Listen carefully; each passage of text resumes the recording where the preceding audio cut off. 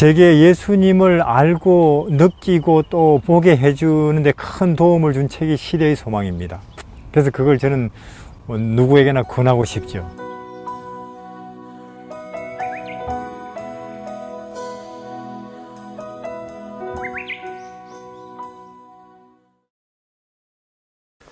이제 38장 와서 잠깐 쉬어라. 그렇게 해서 둘씩 이제 갔잖아요. 한 석 달, 넉 달.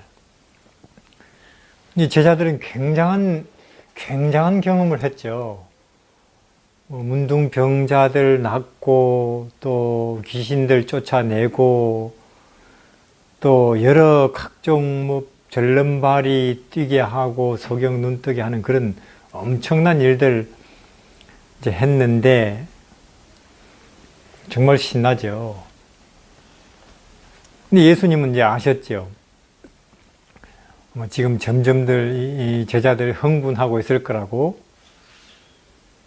그래서 이제 모르겠어요. 이제 기간을 정하고 갔는지 아니면 예수님께서 그때 좀 그들을 이제 다시 이제 불러 모으셨는지. 근데 다 모였는데 이제 자랑이 늘어졌죠, 서로. 우리 어느 동네 갔는데 내 한마디 말에 그 동네 아무개 소경이 있었는데 눈 뜨더라. 혹은 귀신 들린 사람 낫더라. 그 정도 가지고 그러느냐. 우리는 문둥병 우리 고친 적도 있다 하는 자랑이 늘어지잖아요. 이제 그때 이제 예수님께서 이 친구들 지금 아주 이게 흥분해 있어요. 그래서 이제 근데 사실 구원은 우리가 소경 눈뜨게 하거나 혹은 문둥병 고친 것 때문에 내가 구원받는 건 아니잖아요. 예수님을 나를 위해서 죽으신 분, 그리고 지금 내 옆에서 나를 늘 어떤 일에도 나와 함께 하시는 내 개인의 구주라고 믿는 믿음으로 우리는 구원을 받거든요. 오늘도 우리 하늘에 가는 구원도. 근데 지금 제자들이 그 위험에 빠져 있죠.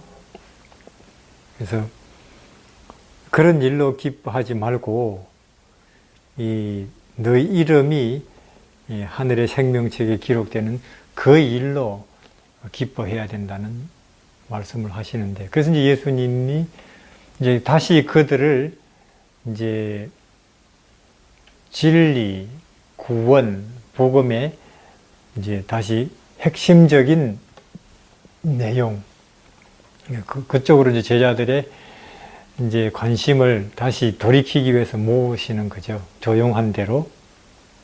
여기 이렇게 되어 있잖아요.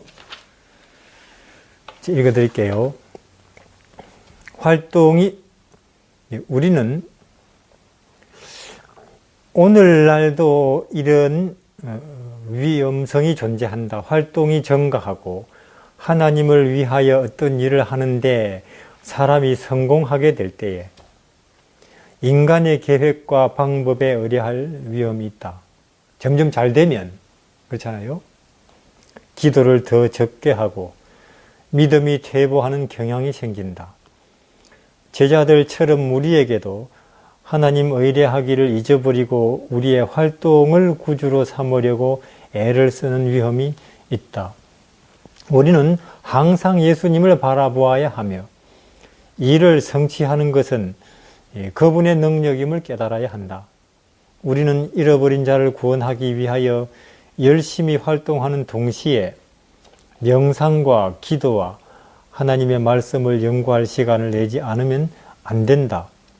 많은 기도를 함으로써 성취되고 또 그리스도의 공로에 의하여 성결함을 받은 사람만이 결국에는 선을 위해서 효력이 있다는 것이 판명될 것이다. 그래서 예수님 늘 그분의 활동, 그분의 생애는 활동으로 꽉 찼지만은 보면은 새벽 오히려 미명에 예수께서 일어나 나가 한적한 곳으로 가사 거기서 기도하시더니 혹은 물러가사 한적한 곳에서 기도하시니라.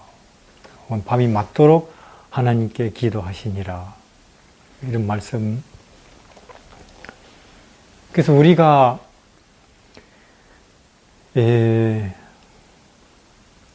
제자들 보고 예수님께서 너희는 와서 잠깐 쉬어라. 지금 우리는 그게 한 주일에 하루 일 수도 있겠고 혹은 하루 일과 속에서도 그럴 수가 있을 텐데 와서 쉬어라 하는 예수님의 말씀을 가끔 듣는지요? 하루 중에 혹은 한나절 중에 한 주일 중에 혹은 한 달 중에. 그래서 우리에게 쉼이 없고 평화가 없으면 우리가 쉼이나 평화를 말하더라도 이제 그것은 온전한 게 아니죠. 순수한. 그렇기 때문에 와서 잠깐 쉬어라. 지금 우리 보고도 하시는 말씀일 거예요. 특히 일이 많을 때, 일이 잘 될 때. 그래서 이제 우리가 분명히 알아야 될 것은 이제 우리의 활동으로 얼마나 많은 사람들이 침례를 받았는가, 혹은 또 건축이 됐는가, 그게 아니고 우리는 믿음으로 구원을 얻기 때문에 예수 그리스도를 믿음으로 그분이 지금 내게 계시는 그 임재로 오늘 내 마음에 평화가 오고 또 그분이 이 땅에 다시 오실 때의 구원도 결국은 그분이 내게 그 구원을 주신다고 믿는 그 믿음에 의해서 주어지는 것이지 활동의 결과가 아니라는 거죠. 그래서 우리는 따로 한적한 곳, 하루 중에도 있어야겠죠. 이런 데가, 이런 시간이. 따로 한적한 곳, 혹은 한 주일 중에도 이런 시간이나 이런 장소가 있어야 되겠고, 그렇잖아요? 따로 한적한 곳, 즉 예수님과 나와만의 시간, 공간이 없는 채로 하루 이틀 혹은 일주일을 지낸다면 그 이유야 어떻든 위험한 거죠. 그래서 따로 한적한 시간과 한적한 장소, 거기에는 사람이 있으면 안 되죠. 그렇습니까? 그 장소와 그 시간에는 일이 있어서도 안 되고, 심지어 어떤 면에서 가족, 그렇죠. 가족, 가장 가까운 사람이지만은 그래도 내 영혼의 일에는 어떤 면에서 가족도 이해 못할 수가 있잖아요. 가장 내 가까이 있는 사람도 내 가장 깊은 곳에 있는 내 영혼의 필요, 또 내 영혼의 일은 함께 할 수 없을 수도 있거든요. 그렇기 때문에 거기서는 예수 그리스도와 나만 있어야 되죠. 그런 경험을 자주 하십니까? 저도 가끔은 그런 경험을 하려고 애를 쓰는데, 여러 예수님이 계시는데 아직은 저는 베들레헴의 아기 예수님과 함께 있는 게 익숙하고, 그리고 이제 나사렛 소년 혹은 목수로 계신 예수님과 함께 있는 일이 아직은 많이 익숙하죠. 물론 십자가 밑에 가서도 그분과 함께 가끔은 있지만은 어쨌거나 어떤 예수님이건 좋습니다. 따로 한적한 곳을, 그래서 그분께서는 우리에게 너희는 따로 한적한 곳으로 오라고 분부하신다.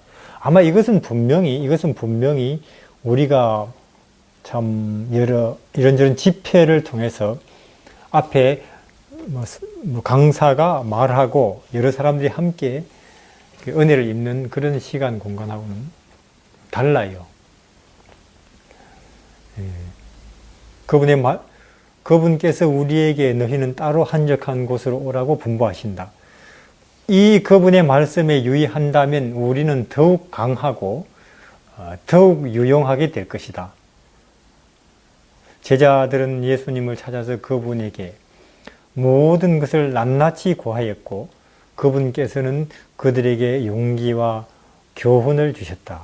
오늘날 우리가 시간을 내서 예수께 나아가 우리의 필요를 말씀드린다면 우리는 실망하지 않을 것이다.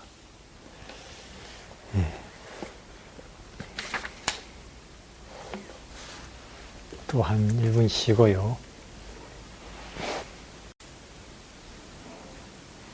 준비되셨어요, 선생님? 네. 이제 39장 너희가 먹을 것을 주라. 이제 와서 한적한 곳에 제자들과 예수님과만의 시간이 그렇게 오래는 못 갔어요. 이제 또 사람들이 사방 찾고 묻고 하잖아요. 그 나사렛 그분 그리고 그들 12명 어디 갔느냐? 저쪽 위로 가더라. 몰려오는 거예요. 또 예수님은 또 그 사람들의 참 불쌍한 모습을 보면 또 그분은 이제 그들을 이제 그냥 이제 두고 못 보시는 분이거든요. 여기 보시는 것처럼 산기슭에서 그분께서는 움직이는 무리를 보셨다. 그때 그분의 마음에는 불쌍한 생각이 들었다. 아니에요. 글쎄, 저 같으면은, 우리 이렇게 좀 특별한 시간을 가지는데 또 왜 이렇게 몰려올까 하는, 뭐라 할까요? 귀찮아하는 그런 생각할 수도 있잖아요. 근데 이제, 이런 이분의 마음, 혹은 또 여기, 이제, 이날 예수님께서 또 그들에게 말씀하셨잖아요. 빈들에서. 아시다시피 그때 그분이 하신 말씀, 사람들이 아침부터 저녁까지 아무도 쉬고 합시다. 혹은 좀 먹고 합시다. 감히 그런 말 한 사람 없어요. 그런 말씀, 그런 마음, 또 그런 태도, 행동, 그라사 광인 앞에서, 파도 위에서, 그리고 또 시대의 소망 안에 나오는 여러 이런 모습들은 어떻게 그럴 수가 있나? 그분은 원래 그런 존재고 그런 분이 아니냐? 아니라는 거죠. 우리는 성경이 계속 이야기하는 것은 또 이렇게 그분이 이런 행동과 이런 말씀, 이런 태도를 지니고 있는 것은 갑자기 된 것도 아니고 어릴 때부터 계속 아버지 하나님을 바라보는 그 삶 속에서 아버지 하나님이 계속 성령 하나님을 통해서 공급하셔서 그 공급으로 커온 어린 시절 혹은 유년 시절 혹은 사춘기 시절, 청년기 그 결과라는 거예요. 그렇잖아요? 그것이. 그래서 우리 또한 우리가 어린 시절을 혹은 사춘기를 청년 시기를 예수라는 분의 영향을 지속적으로 받고 큰다면 성령 하나님을 통해서 예수님은 계속 우리를 기르시고 계속 우리를 그분의 일을 하는데 적합한 사람으로 만들어 가시겠죠. 계속. 근데 이제 우리가 다 알다시피 우리는 거의 많은 시간 다른 영향 속에서 크잖아요. 다른 영향 속에서. 우리가 이제 진리를 말하는데 혹은 진리를 우리가 마음의 담곡을 표현하는데 어려움을 느끼죠. 그래서 이제 그분이 도대체 무슨 말씀을 하셨길래 아침부터 밤까지 아무도 뭐 좀 쉽시다, 뭐 식사하고 합시다, 그런 말씀 아무도 하는 사람이 없잖아요. 아마 그들은 천국에 간 기분이었을 거예요, 다들. 왜냐하면 글쎄 잘은 몰라도 예수님이 심령이 가난한 자는 복이 있나니, 지금 여러 가지 어렵고 고통당하고 있는 당신들이 오히려 더 먼저 천국에 갈 가능성이 더 높습니다. 그런 이야기였겠죠. 왜냐하면은 결국 그런 마음들이 하나님의 도우심을 바라고 간절한 기도를 더 할 수 있게 되고, 또 하나님의 도우심이 또 구원의 능력이 어딘가에 나타나고 있다고 하는 소식을 들었을 때 그들이 그 길을 달려가잖아요. 이제 그런 이야기를 들으면서 그들은 이제 여태 쭉 들어온 이야기하고는 전혀 틀리죠. 전에는 당신들이 지금 가난하고 당신들이 지금 병들었고 하는 일이 잘 안 되는 이유는 죄가 많아서 그렇고, 뭐 부모님 죄일 수도 있고, 그래서 하나님께 벌을 받아서 우리가 지금 이렇게 잘 되고, 또 우리가 뭐 사회적으로 보나 교회 안에서 보나 이런 위치에 있고 하는 것은 우리는 하나님께 복을 받아서 그렇고, 그런 내용을 쭉 들어봤거든요. 뭐 사실 지금도 우리는 그래요. 그렇게 되는 걸 복이라고 말하죠.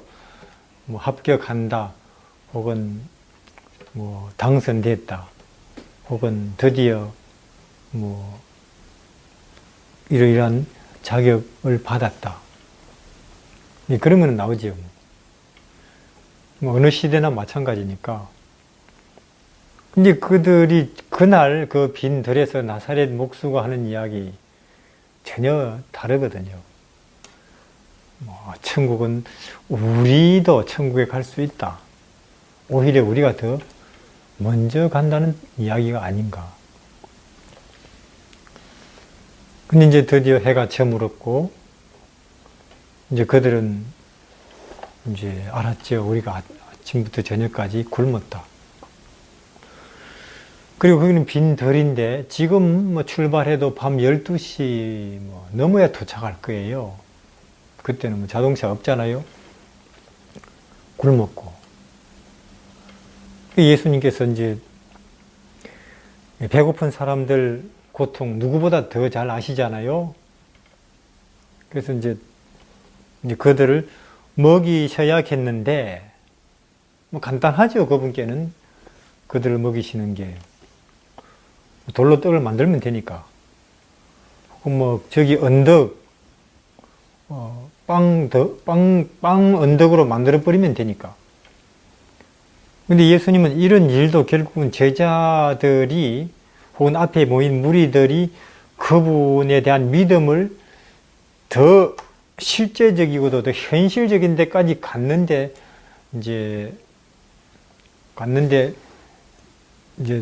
갖게 하는 기회로 삼으시고 싶은 거죠.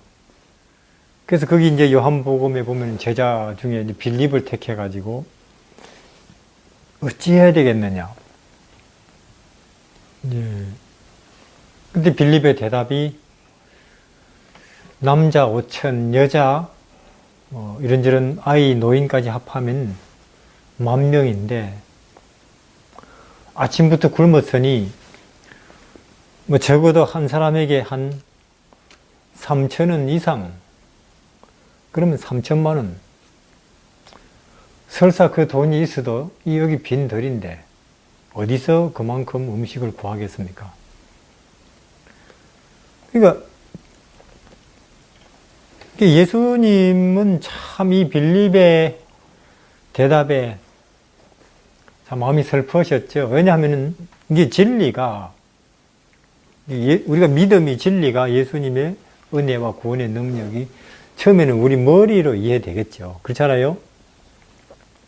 그러나 그 진리가 내 가슴에 내려와 있지 아니하면 우리는 다른 사람을 동정 못해요. 긍휼히 여기지 못하죠. 그러나 혹 예수님의 진리가 내 가슴까지 내려왔다 할지라도 비록 뭐 그들이 불쌍하고 그들을 동정은 할 수는 있어도 그것을 행동으로 내가 행동으로 그들을 돕지는 못해요. 나는 어쩌고 하는 그런 걱정이 되잖아요. 내 걸 줘버리고 나면. 결국은 예수님은 제자들이 아무리 혹은 또 앞에 있는 그 무리들이 아무리 낮에 예수님의 가르침에 그들은 뭐 전적으로 아멘했고 그들이 참 열심으로 그 말씀들을 기울여 들었다 할지라도 결국은 내 현실 문제도 뭐 빵이든지 혹은 다른 일들도 있겠지만은 추위든지 더위든지 이 부분도 그분은 충분히 우리가 믿고 구하면 무조건 구하는 게 아니고 그분의 의와 그분의 나라를 구하는 마음으로 그런 생활을 하면서 구하면 그분이 뭐 빵이건 옷이건 내 노후건 내 자녀건 채워주신다고 하는 것을 절대적으로 우리가 믿는 믿음이 없다면 복음을 못 전할 거라는 걸 아세요, 그분은. 제자들도. 왜냐하면 내 생활에 대한 염려, 여기서 자유로울 수가 없거든요, 결국은. 그래서 이제 예수님이 제자들 중에 빌립이 아마 합격하면 다 합격한다고 믿어도 되겠죠. 빌립이 가장 느리니까. 빌립을 불러서 이제 어떻게 하겠는가 하고 믿음의 대답을 기대하면서 물었는데 정말 현실적인 대답을 하지 않습니까? 빌립은. 그러니까 우리가 지금 우리 뭐 말할 것도 없겠죠.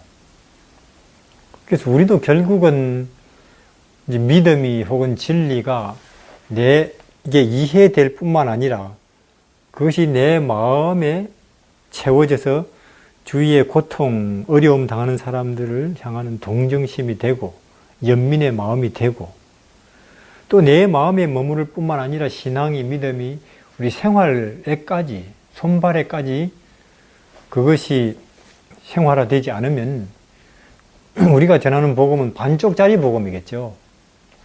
그렇잖아요? 네. 완전한 복음이 못 되는 것입니다. 이 빌립은 이렇게 대답해야 되죠. 예수님, 저를 시험하려고 지금 하시는 거죠. 전에 보니까 문둥병도 고치고 또 파도도 잠잠케 하셨잖아요. 죽은 자도 살리고. 지금 여기 돌멩이 많고 저기 보이는 저 언덕도 있는데 저 언덕을 아예 케이크로 만들어 주시지요. 그렇게 대답했다면 빌립이 예수님은 얼마나 기뻐하셨겠는가 하는 거죠. 그러나 빌립은 그게 결국은 합격을 못하고 말았습니다. 그래서 우리 또한 지금 오늘 제목이 그렇잖아요. 너희가 먹을 것을 주라. 먹을 것을 주라. 이 명령을 받는데 하나님을 위하여 일하는 중에도 사람의 재간과 능력으로 할 수 있는 것에 너무 지나치게 의뢰할 위험이 있다. 그렇게 함으로 우리는 크신 일꾼을 잊어버린다. 크신 일꾼이라네요. 이게 크신 일꾼, 파도를 잠잠하게 혹은 문둥병을 깨끗게 죽은 자를 살릴 수 있는 그리고 얼마든지 보리떡을 만들어내실 수 있는 크신 일꾼. 그리스도의 일꾼이 자신의 개인적인 책임을 인식하지 못하는 경우가 흔히 있다. 그는 모든 능력의 근원이신 그분을 믿는 대신에 자기 책임을 기관에 미룰 위험에 빠진다. 하나님의 사업을 할 때의 인간의 지혜에 수를 믿는 것은 큰 잘못이다.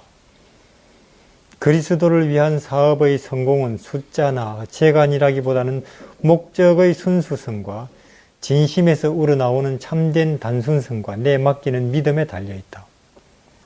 이 부분에 있어서 우리는 개인적인 책임을 이행해야 하며, 즉 진심에서 일어나는 참된 단순성과 내어 맡기는 믿음, 이 부분에 우리는 각각 개인적인 책임을 지라는 요구를 받고 있다는 거죠. 이것을 가지고 표현해야 될 책임을 지고 있다는 거죠. 그래서 우리가 가진 재정이 사업을 하기에 충분하지 않는 것처럼 생각될지라도 전능하신 하나님의 능력을 믿고 믿음으로 전진하면 풍성한 원천이 우리에게 공개될 것이다. 그래서 하늘에 계신 주님의 사업에 현명하고 경제적으로 사용된 적은 물질은 나누어 주는 바로 그 행위를 통하여 계속 증가될 것이다. 오늘 우리한테도 하나님께서 믿음의 대답을 바라시면서 물으실 거예요. 이 일을 어떻게 하겠느냐? 또 이 사람들을 어떻게 하겠느냐? 우리는 믿음의 대답을 해야 되겠죠. 근데 우리가 이제 목적의 순수성이 중요하잖아요. 이 일이 참으로 하나님을 높이는 일이고 우리는 나 자신을 높이는 일이 아니고 또 저 고통받는 사람들에게 필요한 일이냐, 그 부분에서 순수성에 우리가 하자가 없다면 하나님께서 하실 것입니다 하는 대답을 우리가 할 수 있겠죠.